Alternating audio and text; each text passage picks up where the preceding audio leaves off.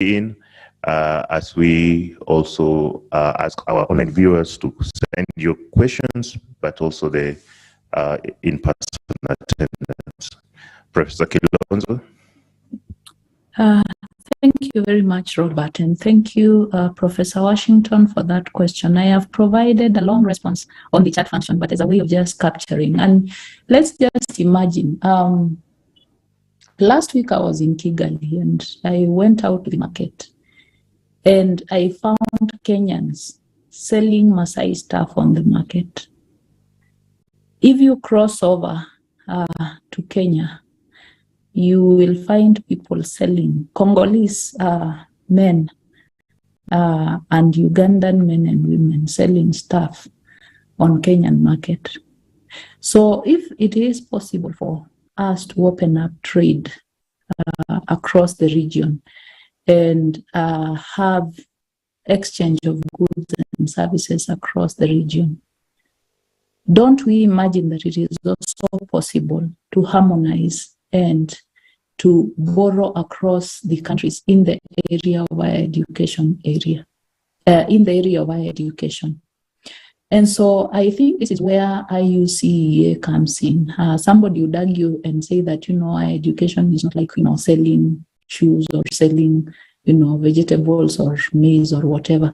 But this is why then we have frameworks, policies, guidelines, and tools in place, which are saying that let's look at what we have and see whether there is a way in which we can have a fair playing ground by having guidelines that we can borrow from. And if you speak to the leadership of IUCEA, they will tell you that the way they go about bringing into sensitization to the institutions about these guidelines is that they go through the commissions for university education. And so these policies, tools, frameworks, guidelines are availed to the commissions for university education across the different countries in the region. And each of these countries have a commission for university education. And so that way, these policies, tools, and guidelines then find their way into the institutions. So if, for instance, we are talking about benchmarks for the programs that we are developing in our institutions, if we are borrowing from the guidelines of the Inter-University Council of East Africa, if we are borrowing from those guidelines, then you'll find that the programs that we are building are almost the same across the region. And if this is enforced, I don't know, it might take a while, it might take a number of years for this to be enforced and to find its way across the different institutions in the region, but it is something that I think can be realized.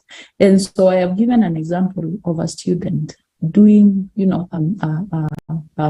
medicine, a degree in medicine in a certain institution, say in South Sudan. South Sudan is the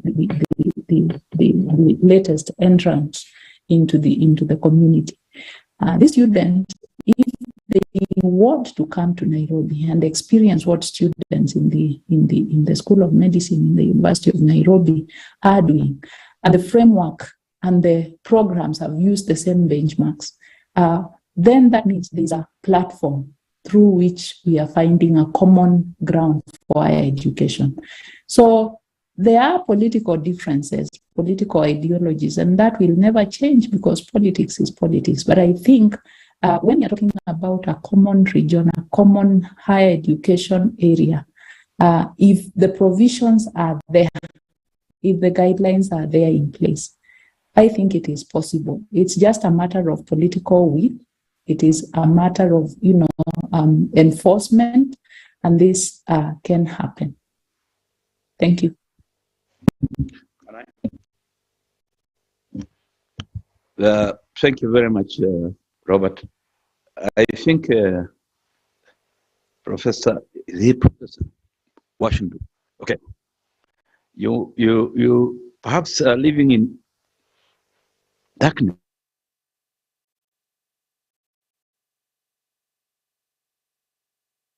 We actually have protocols, we have documentation, we have signed agreements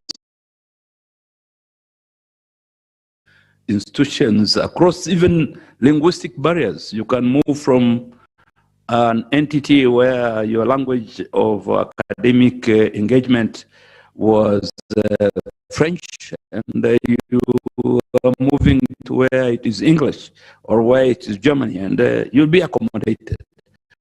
There are always some arrangements on how you get the recognition of the credit that you have already accumulated, and then the entry point at which the receiving university will take you.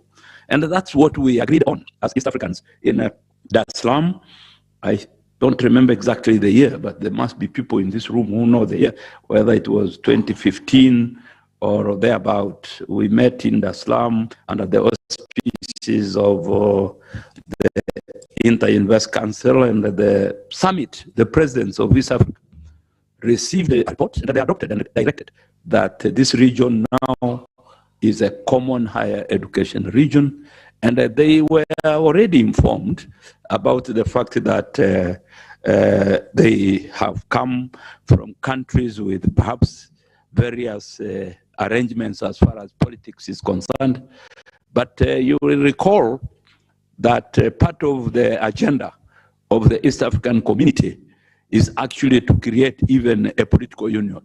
So these worries about whether one country ideologically is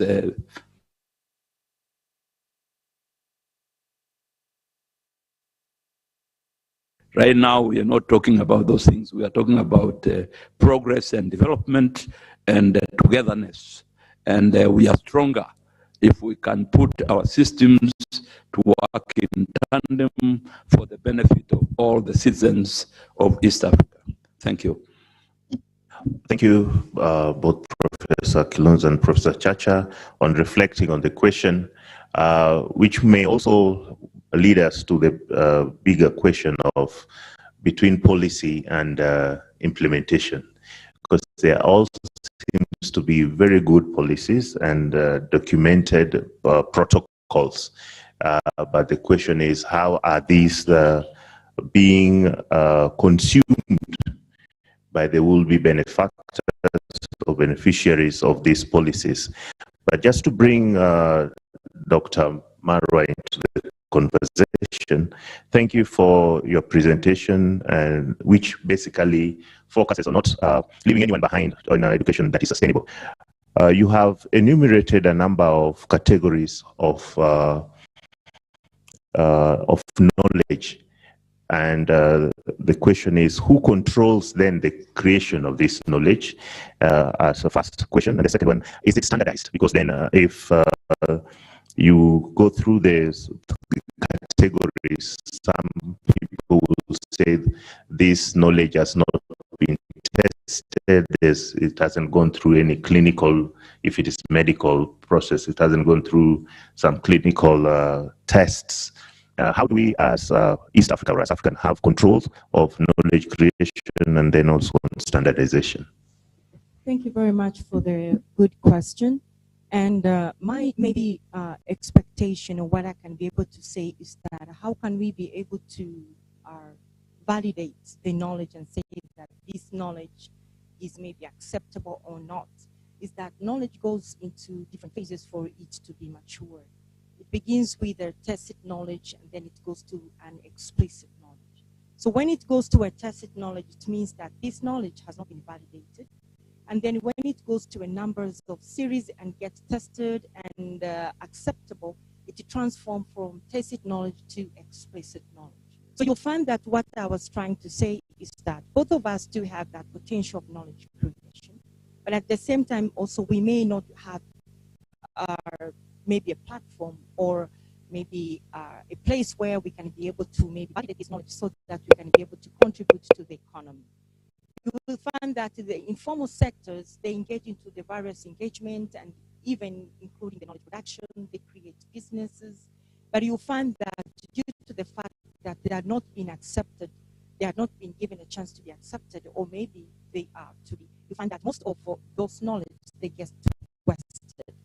So my contention is that how can we be able to integrate formal and informal knowledge? Saying that maybe how can we be able to integrate maybe tacits and explicit knowledge? knowledge. This is how we can be able to integrate maybe higher learning institution or maybe validated institution. We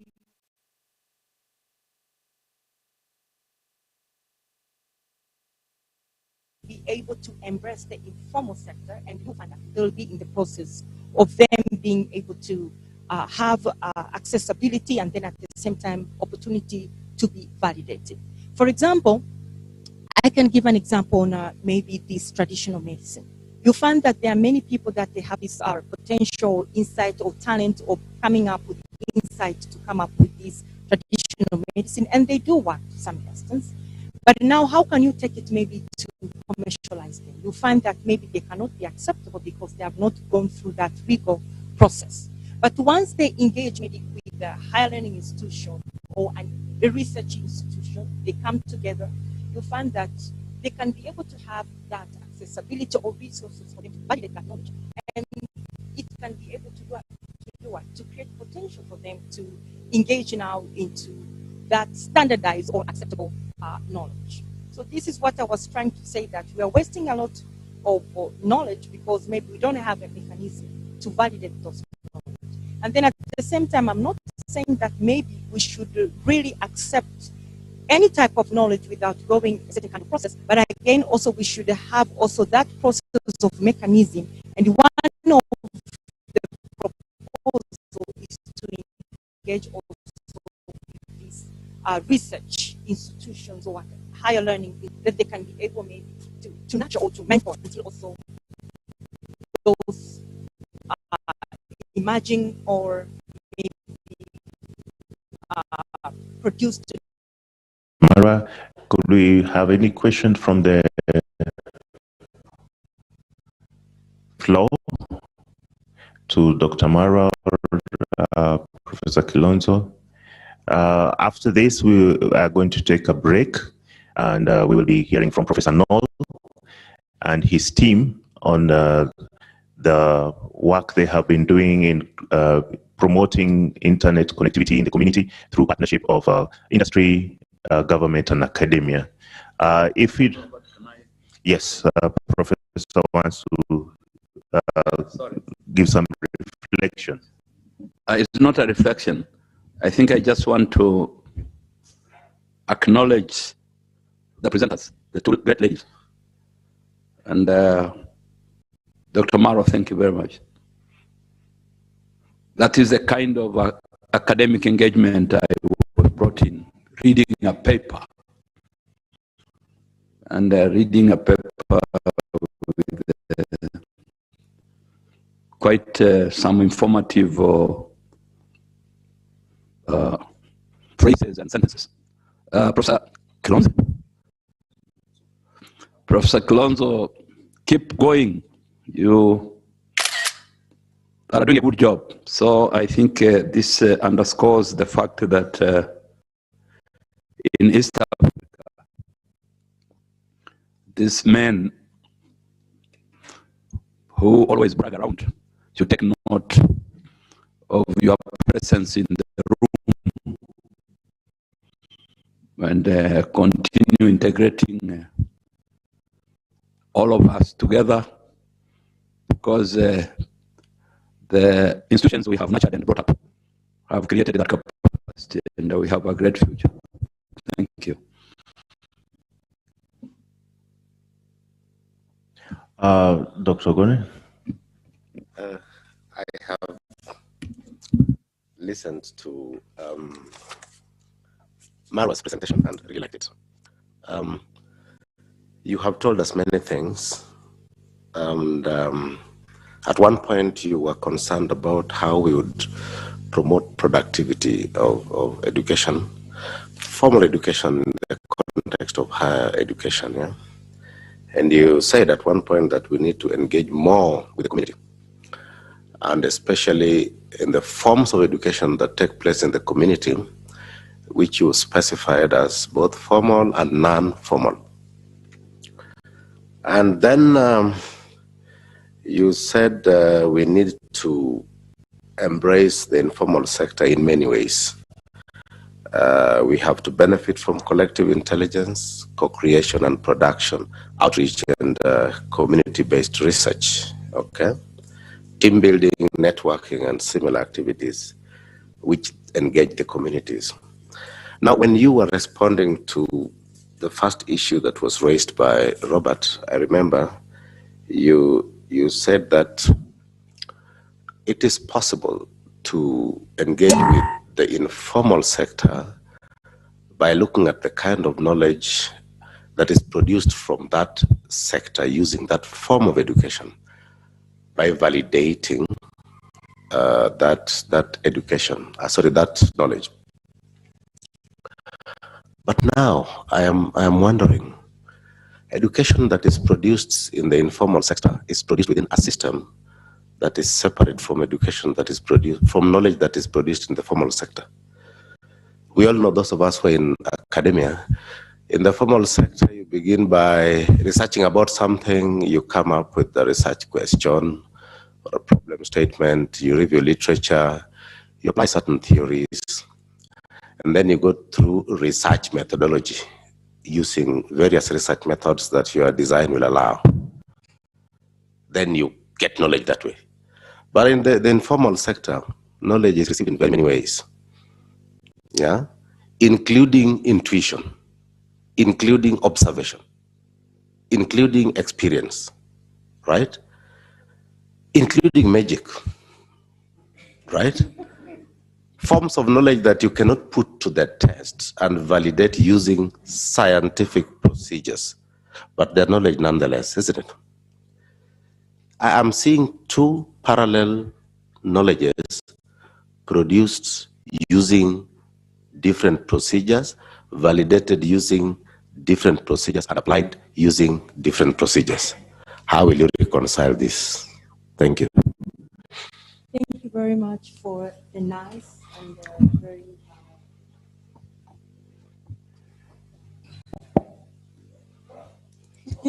okay. Yeah.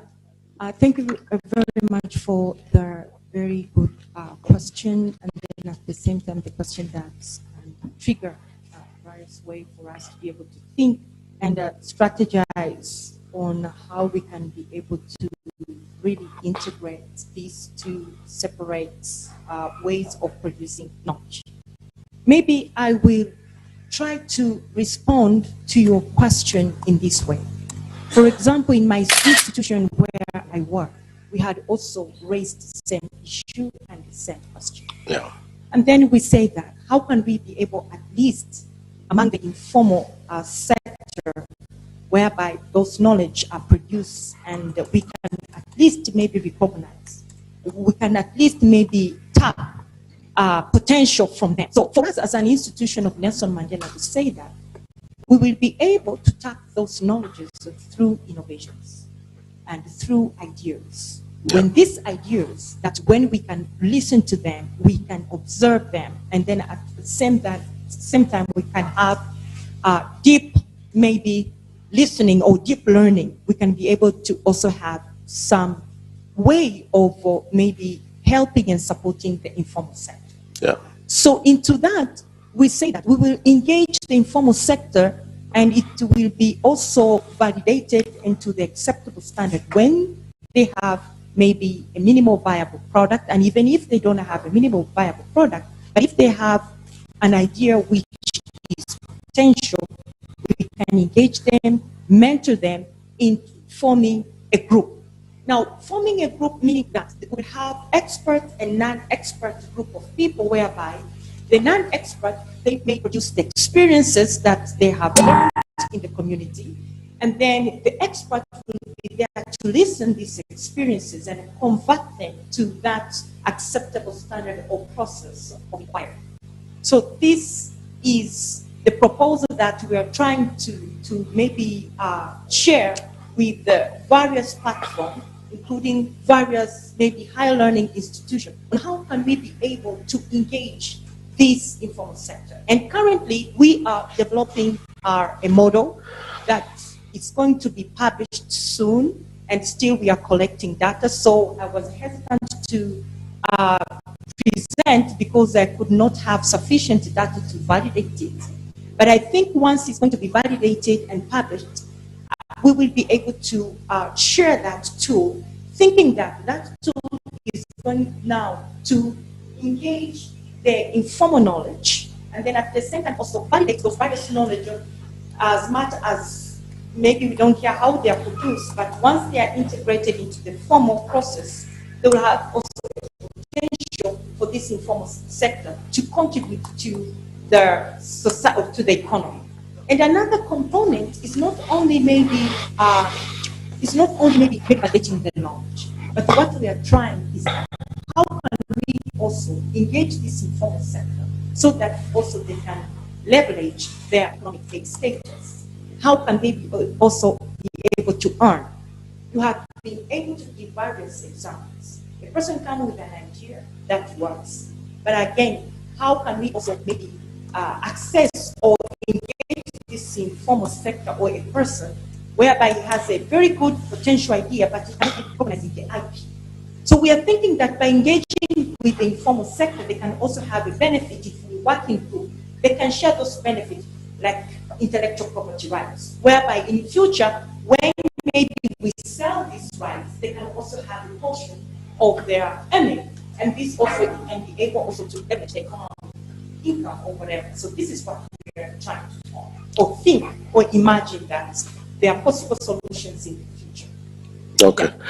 Just a little comment, Robert. I'm in total agreement that we need to go out there and engage with them. There's only one thing I'm resisting. Let's not go out there with a view to trying to validate, to trying to say, this is how knowledge should be produced. Sorry. Because when you go out there to validate, you are kind of imposing a view, an approach to gaining knowledge or processing knowledge on another system. Yeah? Yesterday over lunch, we were discussing about two kinds of individuals, a professor of economics and some random guy in the village who is very successful in business, who never went to school. These people meet nowhere, in no seminars, in nothing. The other guy in the village has his or her enterprise doing very well, without formal education, without any training, without any team building issues, networking. They rely on some inborn knowledge for their systems to work. All right? If you asked me how the university or the research community would engage with that guy, I would want the person from the research community to go there and learn that person. Don't carry any theory in your head. Just go there and observe that person over time. And if there are any theories, let them come from that person. Do not go with theories that are existing. And see how information is received from there. My grandmother died at about 67 years, but I remember her telling me repeatedly, sometimes she would tell me, I have a hunch, I have a feeling that if you do this, you will not end well. All right? And yeah, this is information, this is knowledge. Now, if you want to subject that to the scientific procedure, you're headed nowhere. Yeah? Hunch here is a source of information. And then there's spirituality, isn't it? Which explains cause and effect very clearly in that context. And we all know how religion sometimes struggles with science in our understanding. Then there are dreams. There are people who dream things, and then they are led by that dream, and it happens. There are people who have visions. Yeah. This is what I am saying. Sometimes you just have a hunch that something will happen in a certain way, then you apply yourself to it using the resources that you have, and you get results. So I'm talking about the existence of an entire knowledge system out there, which is not hooked onto the formal one that we have. So if we are going to understand more about that knowledge system, because it is practical and it works in our society, we should approach it as scientists with an open mind. Thank you. Thank you very much. Thank you. I see a question from Dr. Mary. Kindly go ahead. Thank you, and this is to Dr. Gone. You started off by giving us the scientific method, which is the acceptable method that we use in academia. Yeah. And so my question would be, how do we package these hunches and dreams in a way that is acceptable to the scientific community? Or do we then address the issue of decoloniality so that we are not bound by the rigors of the scientific community? Okay. Yeah. This is what I think. Let's think about cooking. You call it cuisine, or human beings always cooked, right? And human beings always preserved food. And human beings always had different ways of cooking, but we know that there are new methods of cooking. Right now you can have a cooker that has the facility of baking, so you can bake inside. But there were other ways of baking before that. What I'm saying is that there was always knowledge in Africa before Africans were colonized. And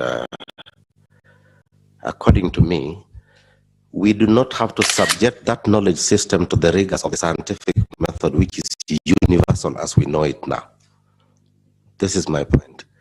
Let us, as Africans, come up with some kind of university called an African university.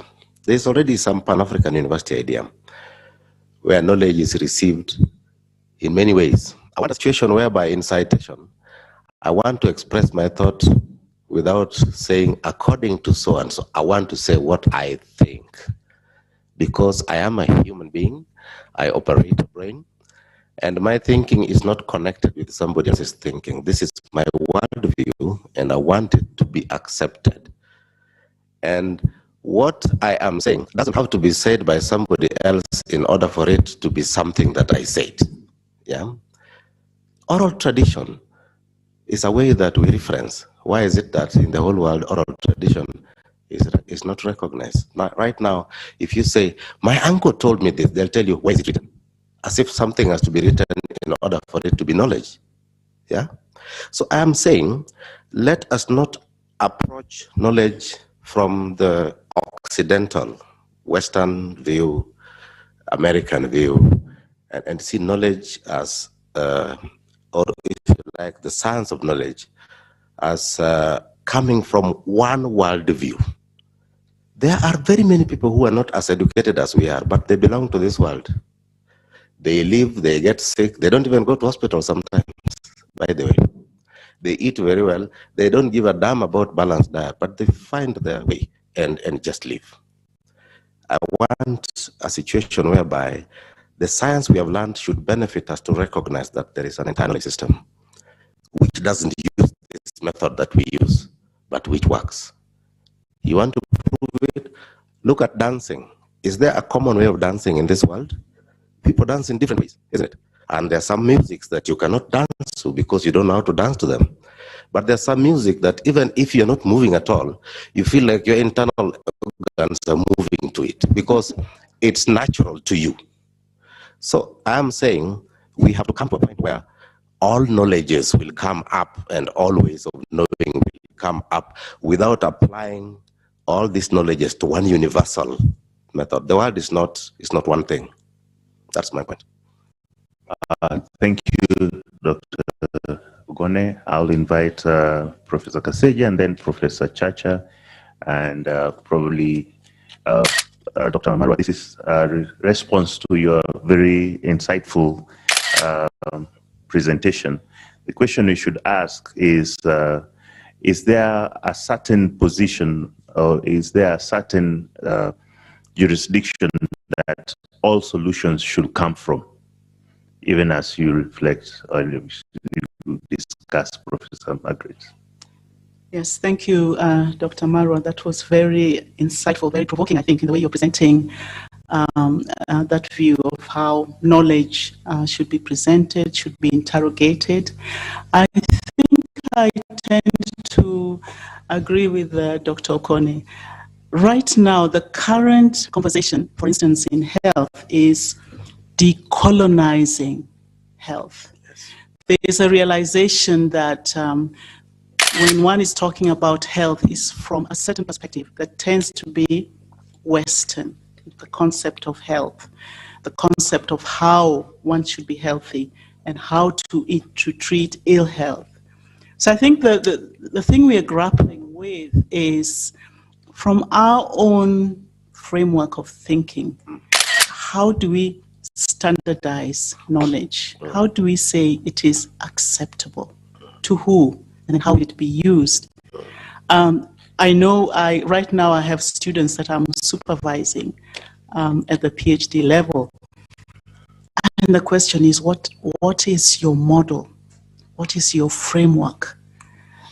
How have you come up with your review of what exists?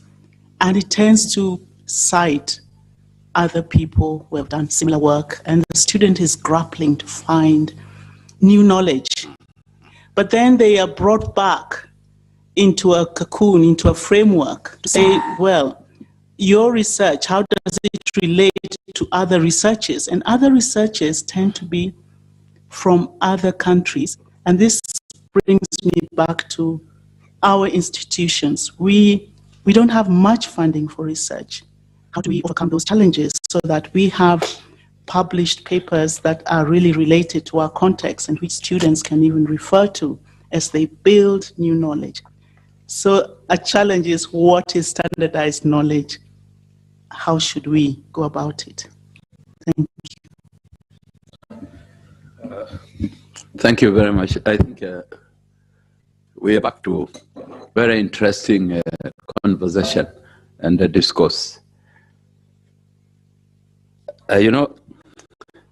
IK, indigenous knowledge, is recognized now as a methodology, as a focus, as an area that informs a scholarly intercourse. And one thing that will not get away is the fact that knowledge has been created throughout human beings' existence, but anchored in theoretical frameworks. But since the original thoughts came about, theories change. They are transformed, they mutate. So there is no box within which each person is expected to operate as far as the methodology, the approach, and the basis on which an argument is extrapolated. We will continue having even theories based on the new encountered situations. Those of us from social sciences, linguists, literary critics, anthropologists, sociologists, at some moment, we in Africa here thought that everything must be based on what is written. But I think we have overcome that battle. We now can focus on even oral outputs from a number of perspectives and acknowledge them as very powerful rendition of people's worldview and cultural orientation. So I don't think we should debate this. This is just a matter of saying, if the theory that we're going to use to argue on economic perspectives is that one which is anchored on Karl Marx, Das Kapital, etc., etc. Can we, sitting here in this room also, unravel a different theory? But in academia, where I was trained, during that section where you do literature review, you highlight what other people have said. Now, what other people have said, we used to always to refer to a written thing because that's what reference section of academic work used to entail. But these days we accept even a reference section that has some source that comes from your grandmother. So I don't think there is any contestation here. We should just continue undertaking our research and articulating our views. The basic purpose is for us to inform people of what is on the ground and how we understand what is on the ground and how we expect what is on the ground to articulate our perspective as we interact with our environment and the various contextual framework that we find ourselves in. So don't worry. I think we are not in two different boats. We are actually in the same boat. Asante sana. Thank you all for those very interesting perspectives and an interesting debate. And of course, one of the objectives of Aheri is to bring ideas into action. And some of those ideas are not necessarily within a knowledge framework that is published. And we encourage participation, we encourage new ideas, and such fora is actually called for. And indeed, thanks all for those contributions. We will take a 20-minute break so as to catch up with our program, and we'll return at about 11:10, so that we will have Professor Noel and his team giving us actual examples of what is happening on the ground. Thank you very much.